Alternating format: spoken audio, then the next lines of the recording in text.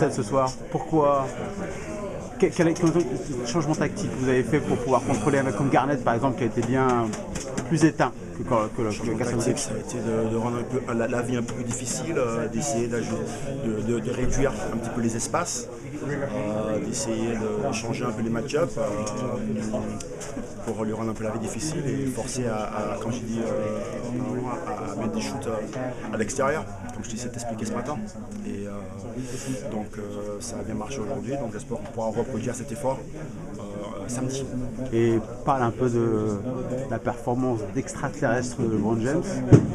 C'est le LeBron James tout craché, hein, qui est partout, qui a la main, qui est à l'aile, qui met des paniers à l'intérieur, qui fait des passes, qui prend des rebonds, donc c'est ce qu'il sait faire. Et c'est beau à voir. Quand il est concentré comme il est là, c'est beau à voir. Mais j'imagine que c'est une tactique qui avait été établie dès le début, que c'était lui qui allait scorer un maximum. Non, il s'est adapté à ce que la défense lui a offert. Et je pense aussi que ce qui a été bien, c'est qu'il a un petit peu forcé les choses un peu. D'accord, en attaque. En attaque, ouais, bien sûr. Ouais, d'accord. Chose qu'il ne fait pas tout le temps, donc tu veux dire un peu. Non, je dis pas ça. D'accord. Non, c'est pas ce que j'ai dit, ça n'a rien à voir. Vas-y. Je dis juste qu'il a été concentré et qu'il a essayé de forcer un peu le destin. Il le fait souvent, il force tout le temps. Et aujourd'hui, il a forcé peut-être un petit peu plus, mais il le fait tout le temps. Il essaie de forcer, il essaie de marquer, il essaie d'être agressif tout le temps. D'accord. Quel était le discours à la fin du match que vous a dit Spoelstra, après une performance comme ça, pas trop s'emballer, mais essayer de reproduire la même chose, parce qu'évidemment Boston va s'adapter pour samedi. Non, ce qu'il a dit mot pour mot, c'est bien joué, vas-y rentrer à la maison parce qu'il faut se reposer. Mot pour mot, c'est ce qu'il a dit. Vu qu'il y a peu de chances que LeBron fasse exactement la même chose au Game 7, est-ce que c'est un avantage pour vous, vu que du coup Boston ne peut pas s'adapter exactement à ça, il faut pas contrer en anticipant que LeBron va marquer. Déjà moi je dis pourquoi dire qu'il y a peu de chances qu'il le refasse. Parce que c'est arrivé très rarement dans l'histoire, que ça arrive même presque une fois, donc 30 points en une mi-temps. S'il a fait une fois, pourquoi pas il pourrait le faire deux fois? Et non, je dis pas qu'il peut pas, je dis qu'il y a peu de chance.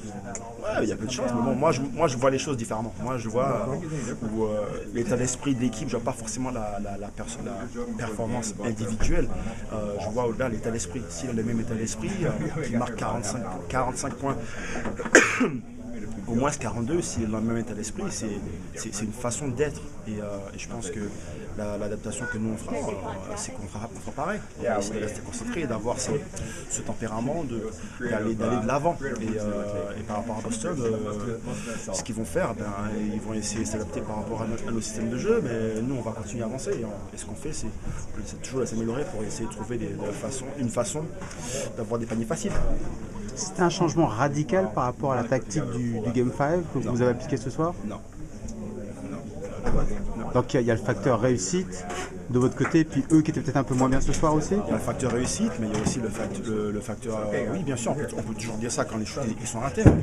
Quand il faut aussi mettre les choses du bon côté, quand il y a de la bonne défense aussi, donc il faut le dire. On a très bien défendu aujourd'hui et ça rend les choses toujours plus faciles en attaque quand tu défends et que tu joues en contre-attaque ou pas forcément où il y a la défense et c'est pas du jeu placé, donc ça aide.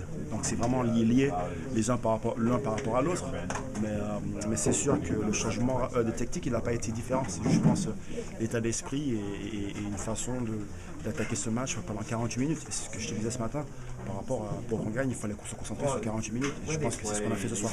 Plus le mort-aux-dents en fait. Comment? Plus le mort-aux-dents en fait. Ou plus concentration. Non, je dis juste que c'est pas forcément plus de concentration, c'est la concentration sur une longue durée.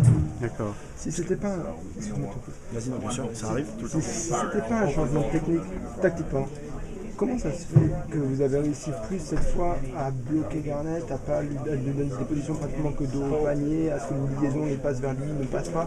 Comment vous avez réussi à mettre ça en place cette fois? Pourquoi ça a marché cette fois? Parce que des fois ça marche et des fois ça marche pas. C'est ce que j'essayais d'expliquer ce matin quand je faisais l'interview, c'est que il y a des fois où tu as beau faire la même chose, il y a des fois il y a des espaces qui sont peut-être là et que la défense ne voit pas forcément et des fois elle la voit.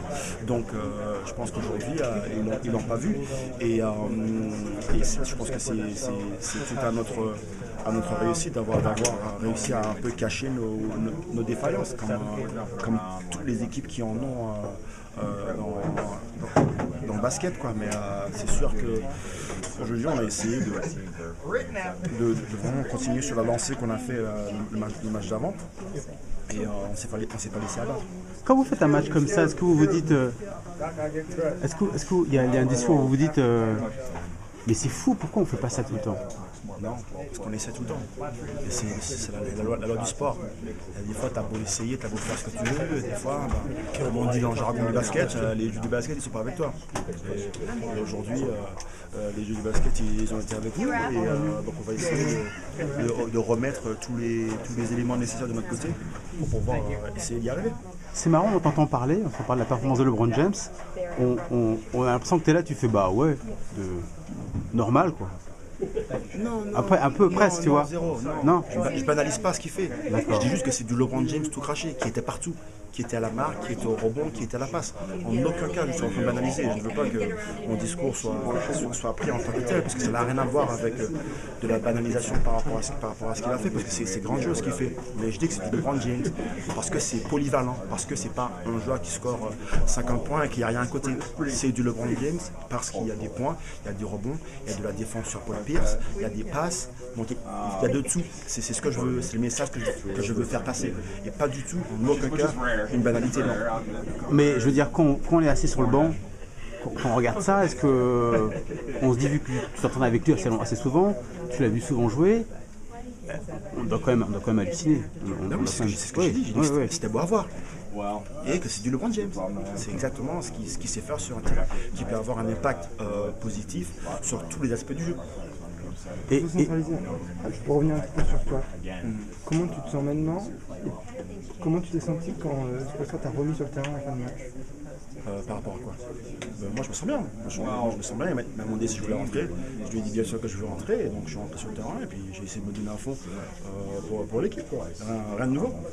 Mais quelle est l'utilité sur un match comme ça? C'est un blowout de te faire rentrer? Pourquoi pas? Il faut bien préserver les autres joueurs de blessures.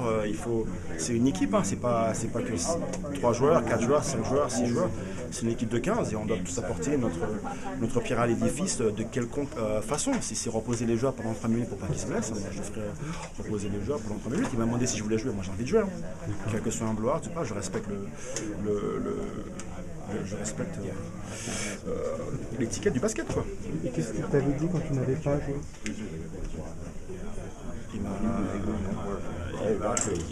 dit de rester prêt, quoi. Est-ce que justement, pour le match 7, il t'a déjà dit? Non, on parle pas de stratégie, de qui va jouer, de qui va pas jouer. Non, on est des grands garçons dans une équipe professionnelle. On tire tous sur un même objectif qui est de gagner le titre NBA.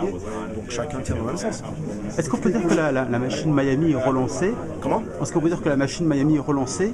Ou est-ce que vous, après le Game 5, vous vous êtes dit, bon bah, pas de souci, hein, on arrive à gérer ça, il n'y a pas eu un moment où vous étiez un peu moins bien? Il faut comment on s'est dit dans le vestiaire, il faut... comment dire ça? Je dis ça parce que ça a dû être un choc quand même, cette défaite, donc pouvoir rebondir comme ça, il faut prendre cette sensation de peur, de ne pas vraiment savoir ce qui va se passer, et on s'aide de ça pour aider à surmonter l'obstacle.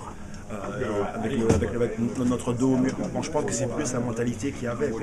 On est devant un obstacle et on peut aller que en avant. Et voilà quoi. Donc je pense que c'est par rapport à ça. C'est juste ça qu'on s'est dit. Mais c'est sûr qu'après la Game 5, il y a la déception.